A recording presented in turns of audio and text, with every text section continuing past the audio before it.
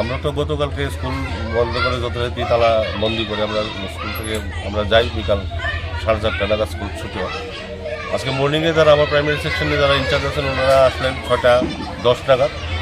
ওনারা এসে সঙ্গে সঙ্গে আমাকে ফোন করলেন আমার রুমের তালা ভাঙা এবং আমাদের যে প্রাইমারি সেকশনের অফিস কাম HM এর রুম ওনার রুমেরও তালা ভাঙা।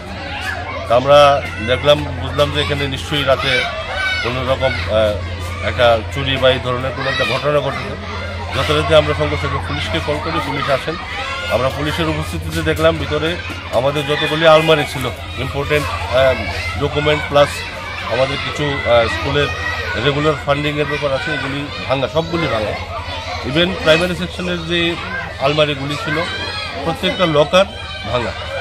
আমরা পরবর্তী সময় পুলিশের উপস্থিতিতে আমরা দেখলাম এখানে আমাদের প্রায় দুটা সেকশন মিলে প্রায় আমাদের 40-45 হাজার টাকার মতো আমরা এখানে ছিল।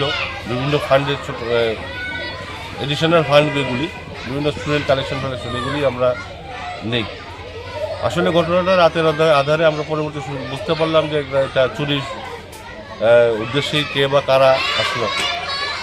এইভাবে স্কুলের মধ্যে চুরির ঘটনা আসলে আমাদের স্কুলের আমরা একটা গ্রেডেড স্কুল, এমনি নন ফান্ডেড স্কুল, এরপরে এই চুরির ঘটনাটা আমাদের আসলে মর্মাহত করলো।